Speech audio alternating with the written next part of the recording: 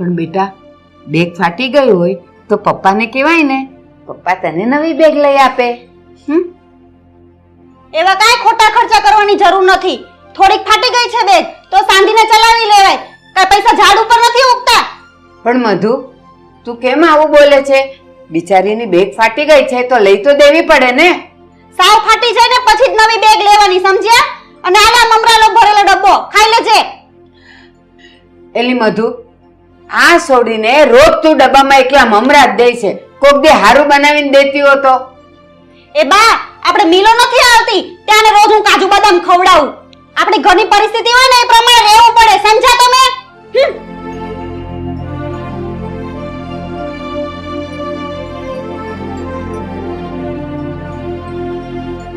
બા, આ તમે કેમ દાદી દીકરી બે હાવ સિરિયસ થઈને બેઠા છો? બેટા પૂજા, જા તું નાઈને તૈયાર થઈ જા. તારી બેગ હું સાંધી દઉં છું. સારું બા. જા બેટા.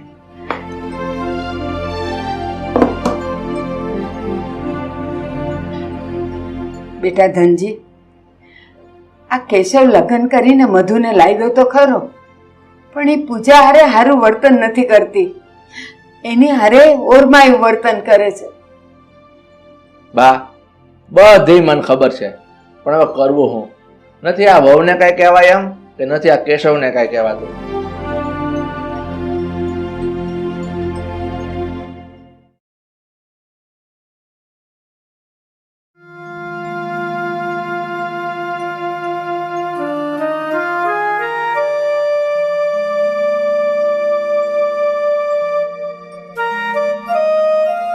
બેટા કેશવ, જરા આમ આવને, મારે તારી સાથે વાત કરવી છે. ચાલો.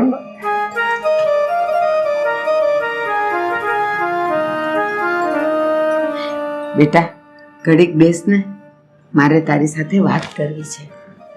બોલો ને બા, શું વાત છે?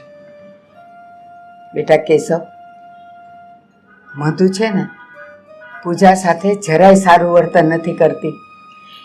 એની સાથે ઓરમાયું વર્તન કરે છે. અને બેટા નથી એના ઉપર ધ્યાન રાખતી, નથી એને બરાબર ખવડાવતી પીવડાવતી, બસ આખો દિવસ એને વઢવઢ કરે છે. બા, મને બધી જ ખબર છે કે આ મધુ પૂજાને હેરાન કર્યા કરે છે, પણ હવે મારે શું કરવું ને એ જ મને સમજ નથી પડતી.